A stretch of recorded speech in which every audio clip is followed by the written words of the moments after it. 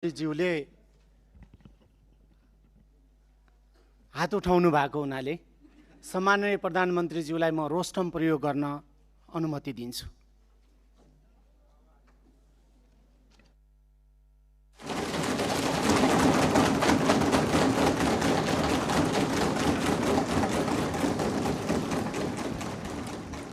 सम्माननीय सभामुख महोदय, मान्य सदस्यज्यूहरूले धेरै दिनदेखि प्रश्न सोध्न खोज्नु भएको रहेछ, त्यसको निम्ति समय दिन हजुरलाई अनुरोध गर्न चाहन्छु।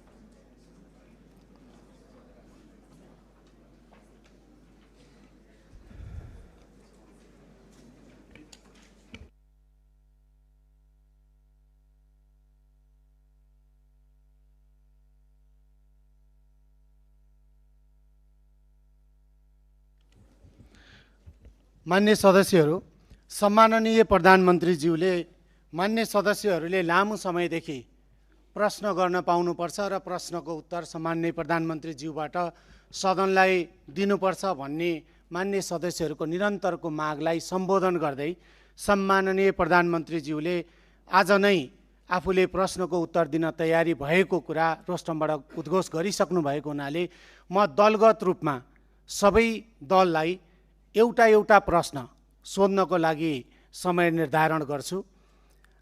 म हरेक दलले 2 मिनेटभित्र के भयो मान्य सदस्य, मेरो भनाइ सक्न बाँकी नै छ, म यहाँलाई समय दिन्छु। सबै दललाई म 2 मिनेटको समय उपलब्ध गराउँछु र 2 मिनेटभित्र आफ्नो दलको तर्फबाट सम्माननीय प्रधानमन्त्रीज्यूलाई प्रश्न गरिदिनको लागि म जानकारी गराउँछु। सर्वप्रथम विपक्षी दल नेपाली कांग्रेसलाई आफ्नो प्रश्न राख्न 2 मिनेटभित्र सम्माननीय प्रधानमन्त्रीज्यूलाई प्रश्न राख्न समय दिन्छु।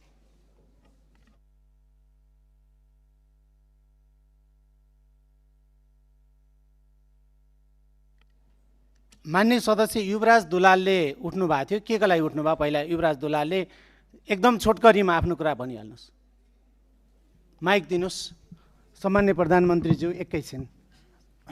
सम्माननीय सभामुख महोदय, म फेरि आज एकपटक यो देशको संविधान र नियमावली मिचिएको यो दुःखद कुरा फेरि संसदलाई अवगत गराउन चाहन्छु।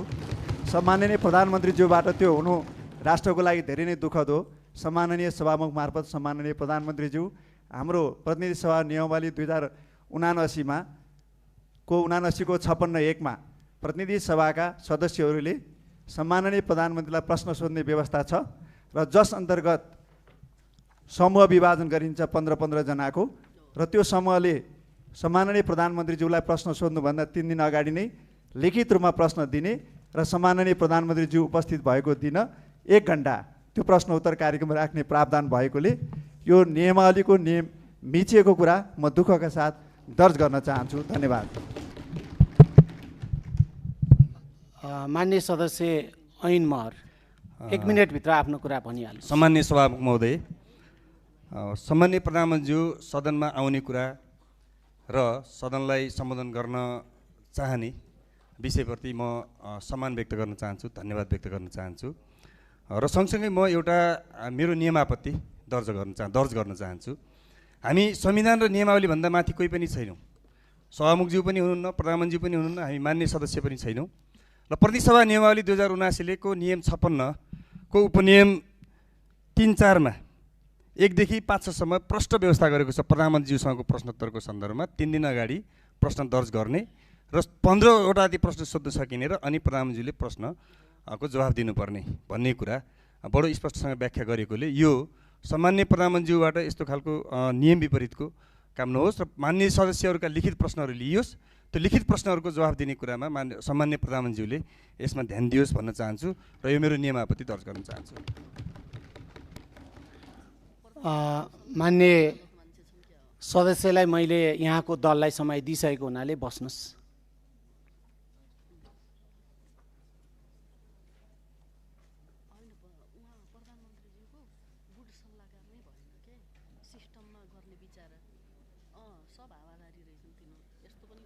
मान्य सदस्यहरूले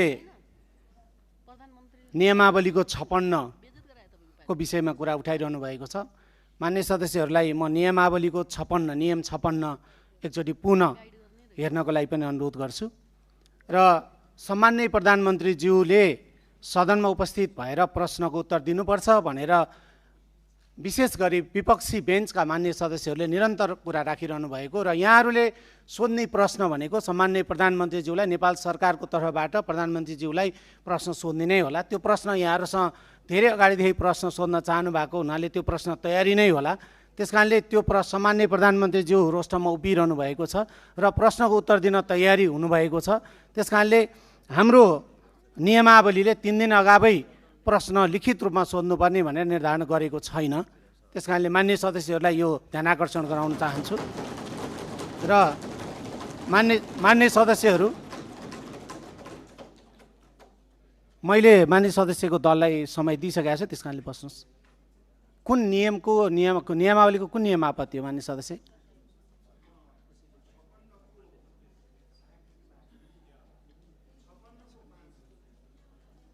मान्य सदस्य मलाई जानकारी छ। मान्य सदस्य बस्नुहोस्। मैले यहाँको दललाई समय दिइसकेको छु। हामी प्रश्न उत्तरतिर जाउँ। मान्य सदस्यहरूलाई मैले विपक्षी दल सर्वप्रथम विपक्षी दल नेपाली कांग्रेसलाई मैले 2 मिनेटको समय दिएको छु।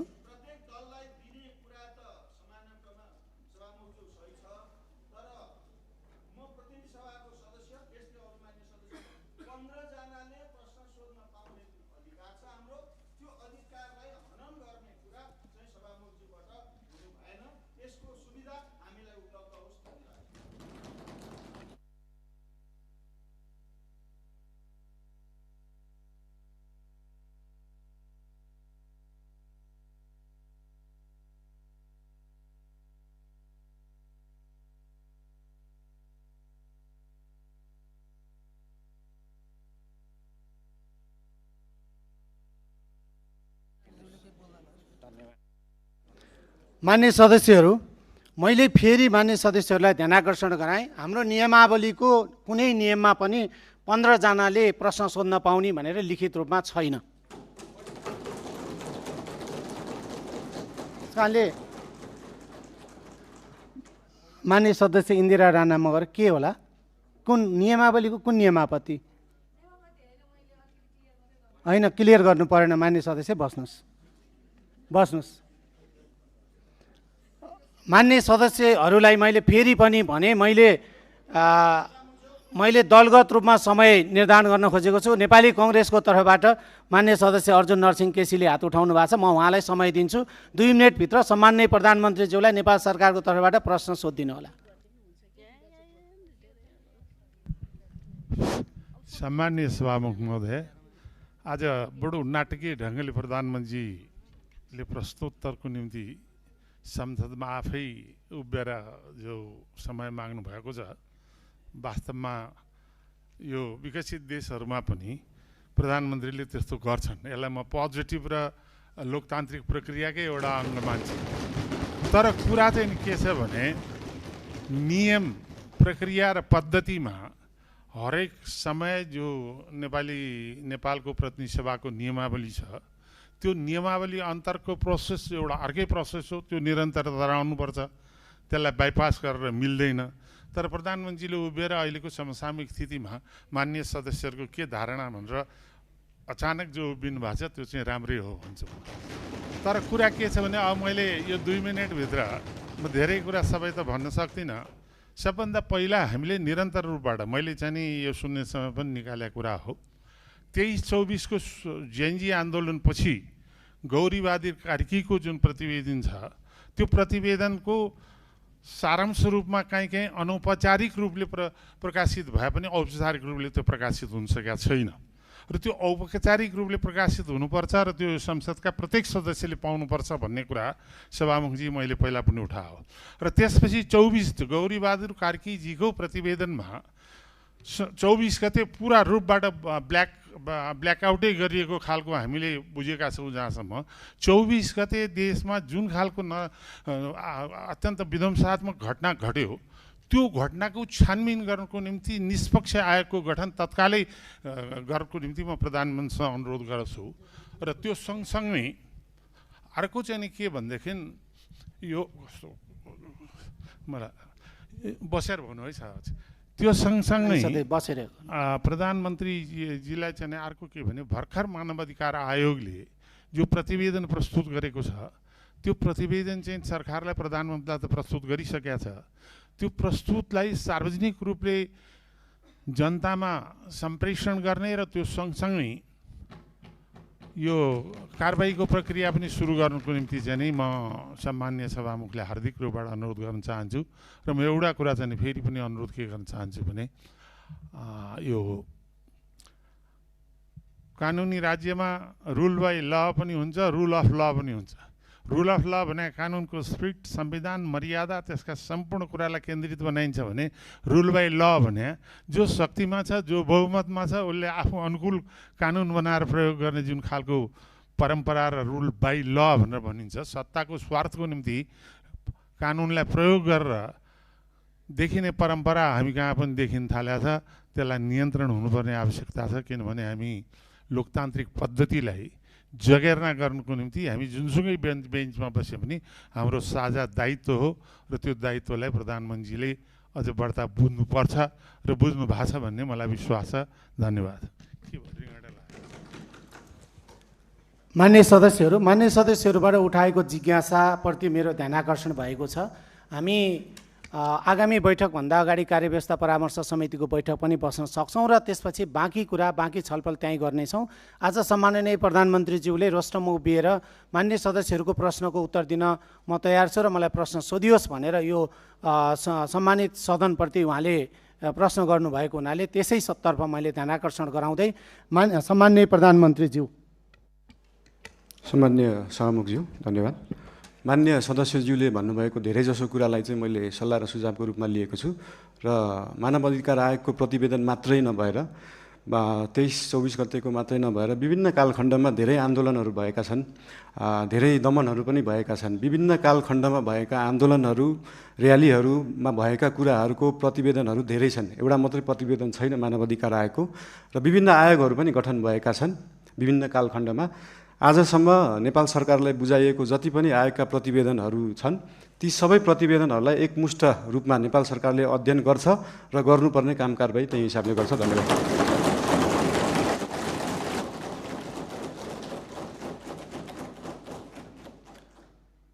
म विपक्षी बेन्चका नेकपा एमालेको तर्फबाट प्रश्न राख्न समय दिन्छु। समय 2 मिनेट।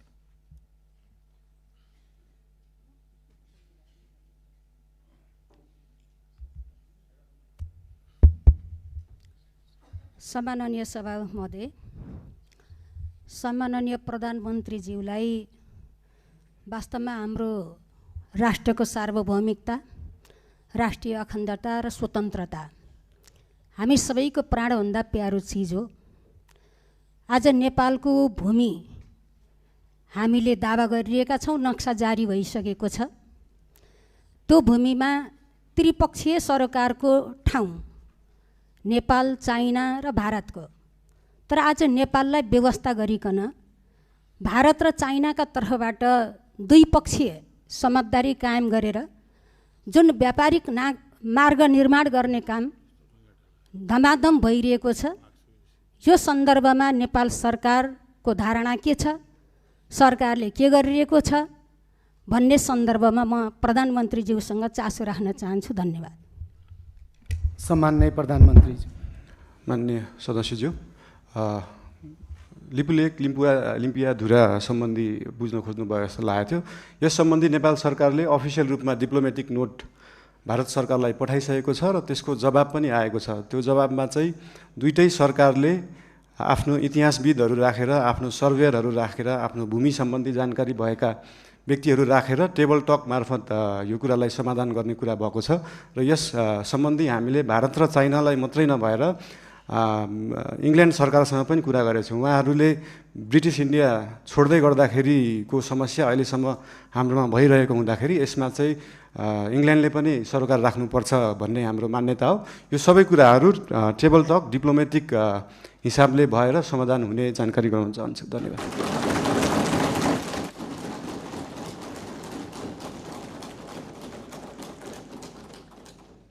मान्य सदस्यहरू, विपक्षी बेन्चकै तर्फबाट नेपाली कम्युनिस्ट पार्टीको तर्फबाट आफ्नो प्रश्न छ भने 2 मिनेटभित्र प्रश्न राख्न समय दिन्छु।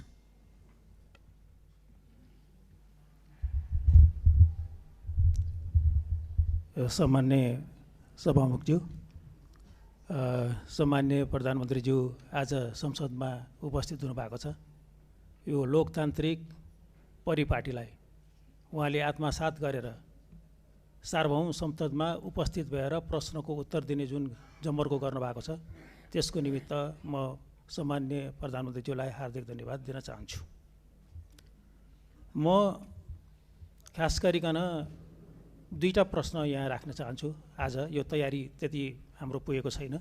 सम्मानज्यू आइहाल्नुभयो, प्रश्न माग गर्नुभयो, त्यसैले गर्दाखेरि त्यो माग अनुसारको यो प्रश्न राख्नुपर्ने एउटा जिम्मेवारी बोध भएको छ। एउटा कुरो के छ भने हामीले राष्ट्रिय सम्मानलाई अत्यन्त महत्त्वका साथ हेर्नुपर्छ। कुनै पनि बेला हामी सम्मानपूर्वक जिउने कुरामा हामी प्रतिबद्ध हुनुपर्छ। मैले यो सन्दर्भ लिस्ट डेभलप कन्ट्रीको एलडिसीको ग्रेजुएसनको सन्दर्भ उठाइरहेको छु। यो वर्ष हामी लिस्ट डेभलप कन्ट्रीको ग्रेजुएसन हुने अवस्थामा थियौँ। यसले हाम्रो राष्ट्रिय सम्मान बढाउन सक्थ्यो, आत्मविश्वास बढाउन सक्थ्यो, ताकि त्यसले गर्दाखेरि हामी अन्तर्राष्ट्रिय समुदायमा नेपाल अल्पविकसित होइन भन्ने खालको एउटा अनुभूति लिएर हामी हिँड्न सक्थ्यौँ। तर केही वस्तुहरूको निर्यातको सुविधाको निमित्त यो अवसरलाई हामीले अहिले 2 वर्षको निमित्त एक्सटेन्ड गर्ने सोचाइ बनाएको छौँ। म सम्मान्य प्रधानमन्त्रीज्यूबाट यो कुराको स्पष्ट रूपमा सकिन्छ भने हामी अहिले सबै यो इन्डिकेटर्सहरूबाट हाम्रो जिएनआई पर क्याप्टाबाट पनि हामी सम्पूर्ण कुराबाट हामी ग्रेजुएसनको निमित्त फिट भइसकेको छौँ। त्यसैले गर्दाखेरि यही वर्षबाट ग्रेजुएसनको निमित्त हामी तयारी हौँ भन्ने म अनुरोध गर्न चाहन्छु। अर्को कुरो, सामान्य प्रधानमन्त्रीज्यू गरिबप्रति अत्यन्त उहाँ संवेदनशील हुनुहुन्छ। उहाँले त्यस सम्बन्धी गीत पनि गाउनु भएको छ। म के अनुरोध गर्न चाहन्छु भने अहिले जुन किसिमको सुकुम्बासी समस्याहरूमा डिल गर्न खोजिएको छ त्यो राज्यको तर्फबाट त्यो बिल्कुल सही तरिका भएन। उनीहरूको व्यवस्थापनको निमित्त एउटा उपयुक्त रणनीति तयार गरेर अगाडि जानुपर्ने थियो। त्यति मात्रै होइन, अहिलेको बजेट यो माथिल्लो तल र मध्यम वर्गको निमित्त मात्रै छ। निम्न मध्यम वर्गीय र गरिबको मुखी यो बन्न सकेको छैन। बजेटको डिस्कसनको बारेमा हामी यसमा थुप्रै प्रश्न उठाउनेछौँ, तर यसबारेमा सम्मान्य प्रधानमन्त्रीज्यूको आफ्नो सोच विचार र कसरी यो राष्ट्रिय अर्थतन्त्रलाई हाम्रो अर्थ राजनीतिलाई लैजाने भन्ने बारे पनि यहाँको सोच हामी जान्न चाहन्छौँ। धन्यवाद। सम्मान्य प्रधानमन्त्री। धन्यवाद सम्मान्य सभामुखज्यू। यो उदाहरण एउटा दिन चाहन्छु। यो लिस्ट डेभलप कन्ट्रीबाट डेभलपिङ कन्ट्रीमा जाने अथवा डेभलपिङ कन्ट्रीबाट डेभलप कन्ट्रीमा जानेमा हाम्रै छिमेकी राष्ट्र चीन, चाइना चाहिँ अस्ति भर्खरै डेभलपिङबाट डेभलपमा गएको थियो, जबकि त्यो डेभलपमेन्टको पराकाष्ठा नागिसकेको देश हो त्यो। यो कुराहरू चाहिँ एकदमै स्ट्राटेजिक रूपमा सरकारले सोच्नुपर्छ जस्तो लाग्छ। अहिले नै हामीले एलडिसीबाट ग्रेजुएट हुँदै गर्दाखेरि हाम्रो ट्रेडका कुराहरू, हामीले निर्यात गर्ने विषय वस्तुहरूमा चाहिँ लाग्ने करहरू अहिले छुट पाइन्छ। हामी चाहिँ निर्यातमुखी हुनुपर्छ। देशमा उत्पादन भएको चिजहरू चाहिँ विभिन्न राष्ट्रहरूमा हामीले एक्सपोर्ट गर्न पाऊँ भन्ने हिसाबले 2 वर्षलाई त्यसलाई टारेका हौँ। त्यसलाई अहिले आत्मविश्वास बढाउने भन्दा पनि देशलाई पैसा चाहिएको छ, पैसा बढाउनेतिर ध्यान गएको छ हाम्रो।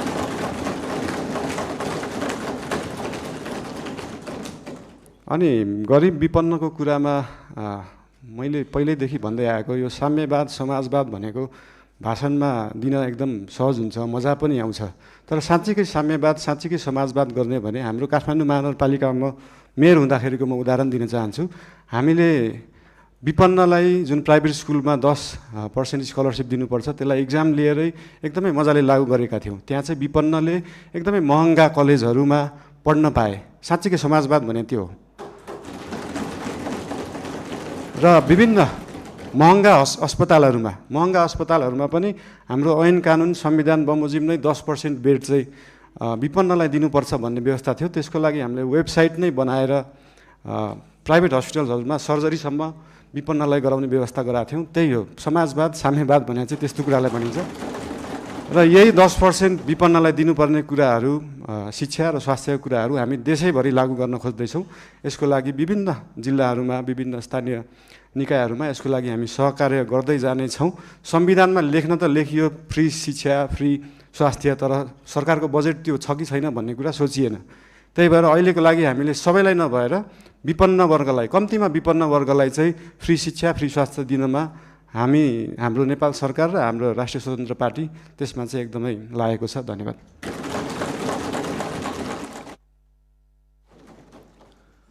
विपक्षी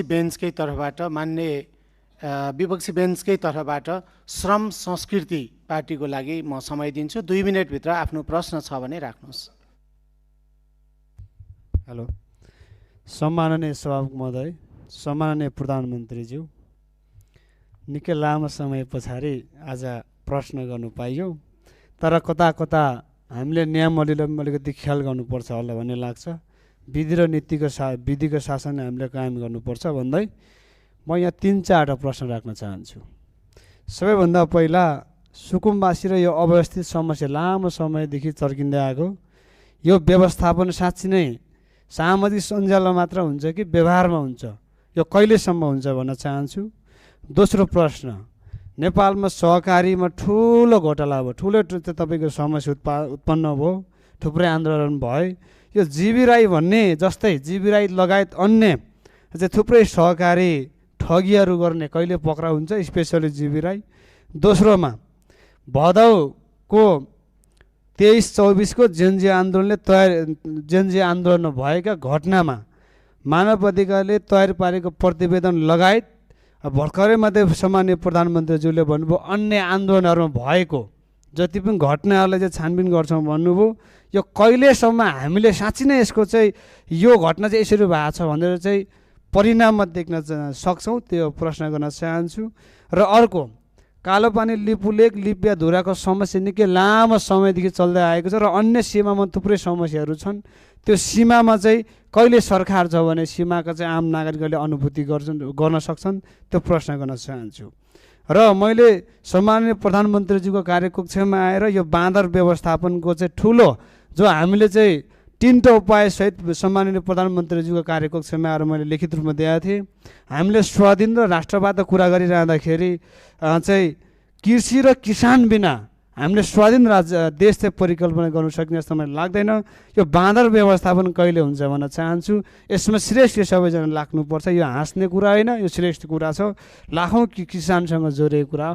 हस्, धन्यवाद। बाँकी कुरा फेरि अब अर्कोमा गरौँला। र एउटा कुरो, यो चाहिँ नियमावलीको 56 को 15 जनाले कम्तीमा सोध्ने भन्ने छ। हाम्रो अरू साथीले पनि सोध्न चाहनुहुन्छ होला। सभामुख महोदय, यो नियमावलीले चाहिँ कार्यान्वयन गर्नुपर्छ होला। धन्यवाद। सम्माननीय प्रधानमन्त्री। सम्माननीय सभामुख महोदय, यो सुकुम्बासीको विषयमा धेरै कुराहरू आएका छन्। हामीले काठमाडौँ उपत्यकामा रहेका खोला किनारमा जुन एकदमै जोखिमपूर्ण अवस्थामा बस्नु भएको थियो, उहाँहरूलाई चाहिँ अर्को ठाउँ सार्ने काम गरेको हो। हामीले उहाँहरूलाई त्यो हेर्दाखेरि त्यो खेदाको अवस्था देखे पनि यो 4 वर्ष अगाडिदेखि नै म स्थानीय सरकारमा हुँदा नै सङ्घ सरकारलाई भनेको कुरा चाहिँ के थियो भन्दाखेरि उहाँहरूलाई त्यहाँबाट स्थानान्तरण गरेर होल्डिङ सेन्टरमा राखेर जो सहीमा सुकुम्बासी हुनुहुन्छ, जसको चाहिँ देशभरि कतै पनि एक दूर जग्गा पनि छैन, एक आना जग्गा पनि छैन, उहाँहरूलाई चाहिँ त्यो जग्गाको व्यवस्थापन नेपाल सरकारले गर्नुपर्छ। त्यो हाम्रो सरकारको र हाम्रो पार्टीको मान्यता हो, त्यो उहाँहरूले पाउनै पर्छ। तर काठमाडौँ उपत्यकामा बसेकालाई किन एकदम प्रायोरिटी दिएर हटाइयो भन्दाखेरि विगतका धेरै वर्षहरूमा बाढी आउँदाखेरि उहाँहरूको घर डुबानमा पर्ने र उहाँहरूको स्वास्थ्य अवस्था पनि एकदमै नाजुक थियो। उहाँहरूको सेनिटरी अवस्था, उहाँहरूको त्यो वासरुम टोइलेटको व्यवस्था त्यसको निकासा सिधै खोलामा थियो र उहाँहरूबाटै निस्केको त्यो फोहोरको दुर्गन्धले फेरि उहाँहरू नै बिरामी परिराख्नु भएको थियो। त्यसले गर्दाखेरि उहाँहरू बिरामी पनि परिराख्नु भएको थियो, खोला फोहोर पनि भइरहेको थियो र त्योभन्दा सबैभन्दा ठुलो कुरा चाहिँ उहाँहरूको ज्यान जोखिममा थियो। उहाँहरूको ज्यान जोखिमबाट जोगाउने काम गरेको हो नेपाल सरकारले। र जहाँसम्म उहाँहरूलाई जग्गा व्यवस्थापन गर्ने कुरा छ त्यसको निम्ति भूमि सम्बन्धी हाम्रो समिति पनि बनिसकेको छ। हाम्रो मन्त्रालयले काम गरिरहेको छ, 2-3 मन्त्रालयले यो विषयमा काम गरिरहेको छ। अस्ति अर्थमन्त्रीज्यूले पनि यही आर्थिक वर्षभित्र हामी यो गर्छौँ भन्नुभएको छ। यसको लागि जति समय लाग्छ त्यति समय लाग्छ, हतार गरेर हुँदैन। यो चिजलाई चाहिँ जति समय लाग्छ, 35 वर्षमा नभएको चिज 35 मिनटमै नखोजौँ, त्यसलाई अलिअलि केही समय लाग्छ। र लिपुलेक लिम्पियाधुराको बारेमा उहाँले सोध्नुभयो, अघि पनि भनिसकेँ। यो चाहिँ डिप्लोमेटिक रूपमा टेबल टक। तपाईँहरूलाई एउटा कुरा अचम्म लाग्छ होला, मैले पनि अस्ति प्रधानमन्त्री भएपछि नै थाहा पाएँ, भारतले नेपालको जग्गा मात्र होइन, नेपालले पनि भारतको जग्गा धेरै ठाउँमा मिचेको रहेछ। अनि यो कुरा चाहिँ अस्ति भर्खरै थाहा पायो। त्यही भएर दुईटै देशले अध्ययन गरेर हामीले मिचेको छौँ, उहाँहरूले मिच्नु भएको छ, के छ त्यसलाई चाहिँ बसेर एउटा साथीको रूपमा समाधान गर्ने चाहिँ हामीले सोच राखेका छौँ। धन्यवाद। सहकारीको विषयमा पनि सोध्नु भएको थियो। सहकारीको विषयमा पनि अहिले एउटा कोष खडा गरेको छ र बाहिर न्युजमा आए जस्तो नेपाल सरकारको पैसा गएको मात्रै जस्तो देखिन्छ। हामीले सहकारीबाट उठाएको पनि पैसा छ। अस्ति लास्ट विकको रिपोर्ट हेर्दाखेरि 3 करोड जस्तो सहकारीबाट उठाइएको थियो, 50-60 लाख जस्तो दिएको थियो। यसको मतलब सरकारको पैसा गइरहेको होइन, हामीले सहकारीहरूबाट उठाएरै उहाँहरू पीडितहरूलाई पैसा बाँड्ने हो। त्यसमा कुनै पनि कन्फ्युजन नराख्न अनुरोध गर्न चाहन्छु। धन्यवाद।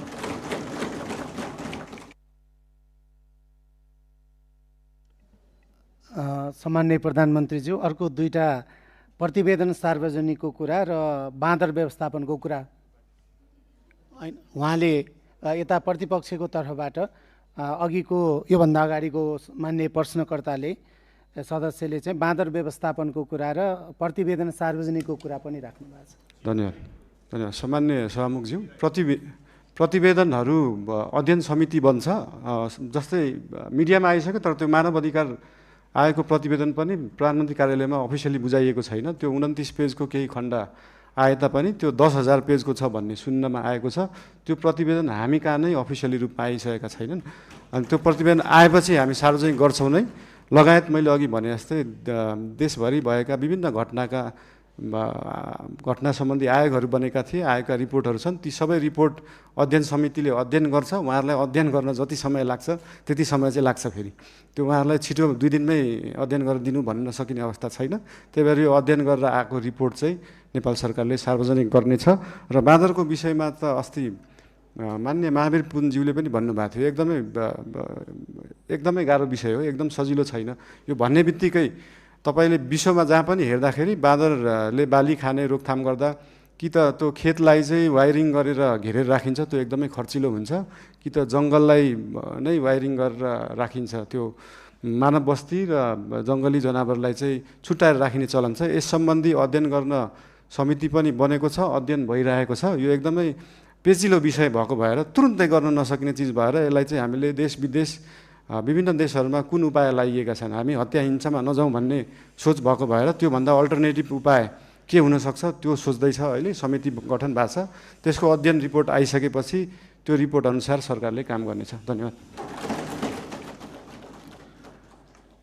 विपक्षी बेन्चकै तर्फबाट राष्ट्रिय प्रजातन्त्र पार्टीको तर्फबाट प्रश्न छ भने 2 मिनटभित्र आफ्नो प्रश्न राख्न समय दिन्छु।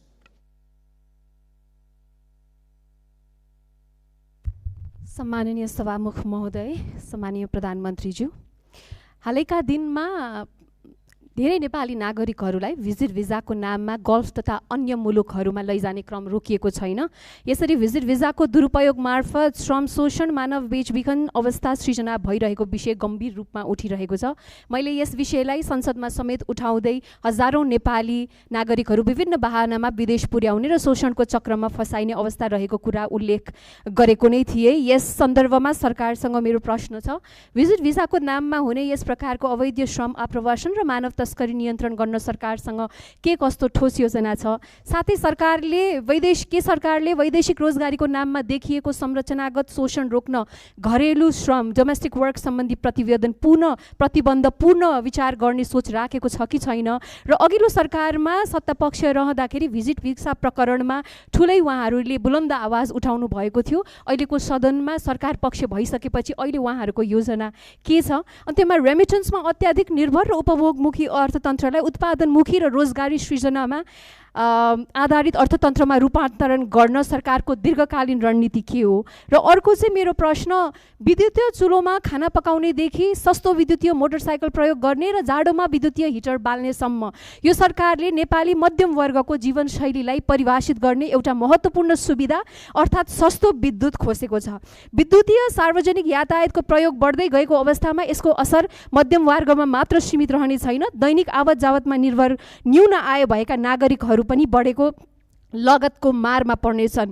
ऊर्जा खपतको वृद्धि सामान्यत अर्थतन्त्रमा सकारात्मक गुणक मल्टिप्लायर प्रभाव सिर्जना गर्ने कारक मानिन्छ, तर अब भने त्यो सम्भावना कमजोर बनेको छ। Increase energy consumption equals to positive multiplier effects on the economy भनिन्छ, नट एनिमोर। यसमा प्रधानमन्त्रीज्यूको के धारणा छ सोध्न चाहन्छु।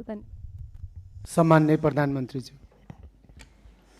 यो भिजिट माननीय सदस्यज्यू, सम्माननीय सभामुखज्यू, यो भिजिट भिसाको जुन दुरुपयोग विगतका धेरै दिनहरूमा भएका थिए त्यसको लागि एकदमै कडा निर्देशन मन्त्रालय, एयरपोर्ट लगायत त्यहाँ भएका विभिन्न विभागहरूलाई दिएको छ र भिजिट भिसामा गएर त्यहाँनिर कामको लागि इन्टरभ्यू दिएर काम पाउँदाखेरि फेरि फर्केर आउनुपर्ने, फेरि वर्किङ भिजाको लागि अप्लाई गर्नुपर्ने र नेपाल नै आउनुपर्ने व्यवस्था रहेछ। त्यसको लागि पनि एउटा अल्टरनेटिभ उपाय रहेछ।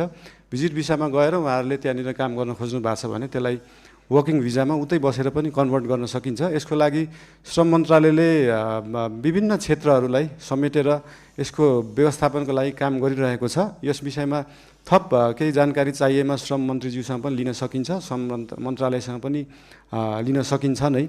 र विद्युतको विषयमा अघि भन्नुभयो, देशभरि जुन हिटर इन्डक्सन अहिले चाहिँ के छ भन्दाखेरि साँच्चीकै हामी अहिले विद्युतीय युगमा तुरुन्तै जान सकिने अवस्था छैन। साँच्चीकै देशका हरेक किचनमा अहिले नै बिजुलीबाट पकाउने, इन्डक्सन कुकरबाट पकाउने हो भने देशमा भएका सबै ट्रान्सफर्मर र सबस्टेसन पड्किन्छन्। त्यसको क्षमता नै छैन अहिले। त्यो क्षमतालाई विकास गर्नलाई पैसा चाहिन्छ र त्यही पैसाको लागि 50 युनिटभन्दा माथि चाहिँ 5% भ्याट लाउने कुरा जुन अर्थमन्त्रीज्यूले अस्ति कुरा गर्नुभएको छ त्यो एकदमै धेरै रकम होइन, 100 रुपियाँमा 5 रुपियाँ हो।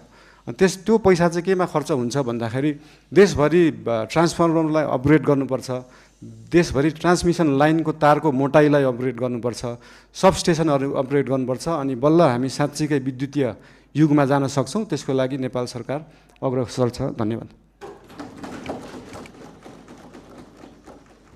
मान्य सदस्य महावीर पुनलाई प्रश्न छ भने 2 मिनटभित्र आफ्नो प्रश्न राख्न समय दिन्छु। धन्यवाद सभामुख महोदय। प्रश्न त थिएन, अब बनाइयो।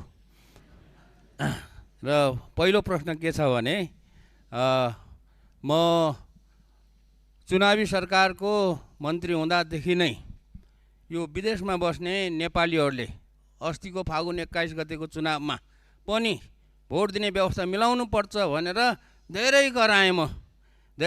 विभिन्न राजनीतिक पार्टीहरूको संयुक्त सम्मेलनमा पनि कराएँ, अनि त्यसपछि क्याबिनेटमा पनि कराएँ, धेरै साथीहरूलाई कराएँ। त्यति बेला गर्ने भन्दै थियो, तर गर्न नसकिने भयो भनियो। अब अस्तिको चुनावमा त्यो भोट दिने व्यवस्था गर्न नसके पनि अब आउने 84मा स्थानीय सरकारको, प्रदेश सरकारको चुनाव हुँदैछ। त्यो चुनावमा करिब नेपालीहरू मोटामोटी यति भन्ने त एक्ज्याक्ट डाटा त छैन होला, करिब 30 लाखको वरिपरि नेपालीहरू विदेशमा काम गरिरहेछन् र ती सबै नेपालीहरू चाहिँ भोट दिने उमेर पुगेका नेपालीहरू हुन् र उमेर पुगेर नै काम गर्न गएका हुन्। त्यसैले ती नेपालीहरूलाई यो अब आउने चुनावमा भोट दिने व्यवस्था के गरिँदैछ यो चाहिँ छिटै हुनु पर्यो, किनभने 84 त आइहाल्छ, 83 लागिसक्यो, 84 भनेको अर्को वर्ष हो। यो चाहिँ कति छिटो काम भइरहेछ, के भइरहेछ त्यो जान्न चाहन्छु। र अर्को कुरा त मेरो बाँदरको समस्या भन्ने थियो। के हुँदैछ भनेर अनि उहाँहरूको मान्यले राखिसक्नुभयो। र एउटा कुरा के छ भने यो चाहिँ कम्प्लेन पनि हो। गर्नुपर्ने कुरा चाहिँ के छ त भन्दाखेरि स्थानीय तहमा चाहिँ राजस्व सङ्कलन गर्ने महालेखा नियन्त्रक कार्यालयबाट सूत्र रेभेन्यू भन्ने चाहिँ एउटा सफ्टवेयर राखेको रहेछ। त्यो सफ्टवेयरको धेरै कम्प्लेन आयो अनि जनताहरूले चाहिँ समयमा चाहिँ पाउन सकेनन्, सेवा पाउन सकेनन्। कहिले के बिग्रियो भन्छ अरे, कहिले के बिग्रियो, कहिले सर्भर डाउन इत्यादि गर्दाखेरि यो चाहिँ धेरै के अरे पालिकाहरूबाट मलाई कम्प्लेन आएको हुनाले यो कुरा सुनाइदिनु भनेको हो। त्यो कुरामा पनि के हुँदैछ, साँच्चीकै भएर कम्प्लेन आएको हो अथवा नभएर कम्प्लेन आएको हो, त्यो कुरा पनि जानकारी दिनु पर्यो। धन्यवाद। सम्माननीय प्रधानमन्त्री।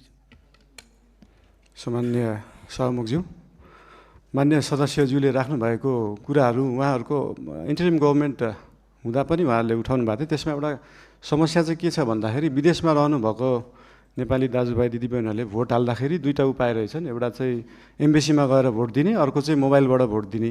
मोबाइलबाट भोट दिँदाखेरि चाहिँ अलिकति इन्फ्लुएन्स हुन सक्ने, किन भन्दाखेरि विदेशमा रहेका नेपालीहरूले भोट दिँदाखेरि कसैको इन्फ्लुएन्समा भोट नदियोस्, स्वतन्त्र रूपमा भोट दिनुपर्छ भन्ने कुराले त्यो त्यति बेला अल्झिएको जस्तो लाग्छ। अब त्यसको लागि एम्बेसीमा गएर भोट दिने कि त्यो प्रविधि मैत्री बनाउने भन्ने कुरा हो। यस विषयमा चाहिँ नेपाल सरकारले छलफल गरेर आगामी चुनावमा के कसो गर्न सकिन्छ यसको लागि अध्ययन गर्ने नै छ। र बाँकी त्यो सूत्रको विषयमा हाम्रो विज्ञान यो आइटीका मन्त्रीज्यूलाई यो सम्बन्धी सुन्नु नै भयो होला। उहाँलाई चाहिँ यो सम्बन्धी तुरुन्त व्यवस्थापन गर्न निर्देशन पनि दिन चाहन्छु। हस्, धन्यवाद।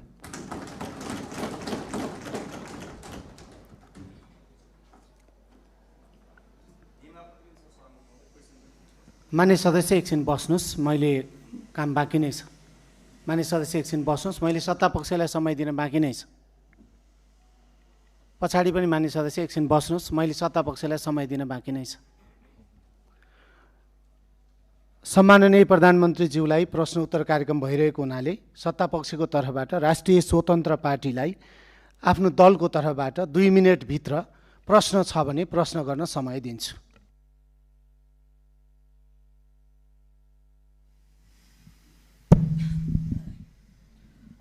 सम्माननीय सभामुख महोदय, सर्वप्रथम त प्रश्नोत्तरको लागि सदनमा उपस्थित भएर आइदिनु भएकोमा म प्रधानमन्त्रीज्यू समक्ष सम्मान व्यक्त गर्न चाहन्छु।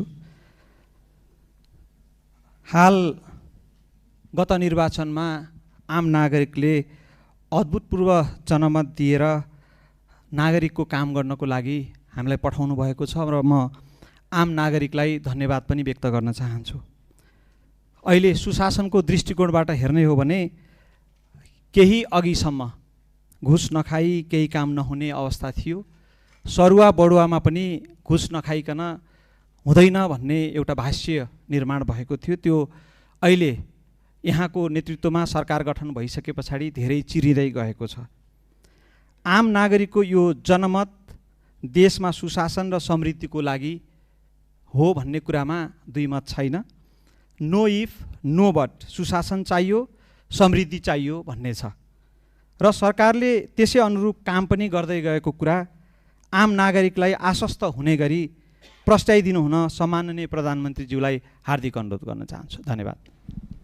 सम्माननीय प्रधानमन्त्री। सम्माननीय सभामुख महोदय, मान्य सदस्यहरू, यस विषयमा हामीले विभिन्न समयमा भन्दै पनि आएका छौँ। हाम्रा माननीय मन्त्रीज्यूहरूले, पार्टीका सभापतिज्यूले पनि भन्दै आउनुभएको छ। हामीले पहिलो वर्षलाई चाहिँ सुशासनको वर्षको रूपमा लिएछौँ। सुशासन भन्दैमा फेरि हामीले विकास नै गर्दैनौँ, पूर्वाधार नै बनाउँदैनौँ भन्ने चाहिँ होइन। तर यो वर्षलाई चाहिँ पूर्ण रूपमा हाम्रा माननीय मन्त्रीज्यूहरू र विभिन्न क्षेत्रमा रहनुभएका, विभिन्न क्षेत्रबाट आउनुभएका माननीय सांसदज्यूहरू, उहाँहरूको निगरानीमा पनि विभिन्न क्षेत्रहरू हुन्छन्, विभिन्न पालिकाहरू छन्, विभिन्न निकायहरू छ। हाम्रो नेपाल सरकार र राष्ट्रिय स्वतन्त्र पार्टीले चाहिँ यो पहिलो वर्ष पूर्ण रूपमा देशलाई चाहिँ सुशासनतर्फ लाने, व्यतिथिहरूलाई हटाउने, यो भ्रष्टाचार एकदमै बलियो जरा बनाएर बसेको भ्रष्टाचारलाई चाहिँ निर्मूल गर्न चाहिँ नेपाल सरकार, हाम्रो पार्टी एकदमै तत्पर रहेको छ। यो चिज विभिन्न कार्यालयहरूमा जाँदा, मालपोत कार्यालय, company registrar, blue book renew गर्दा विभिन्न ठाउँहरूमा जाँदा देख्नु पनि भएको छ होला र यसलाई नेपाल सरकारले निरन्तरता दिनेछ। धन्यवाद।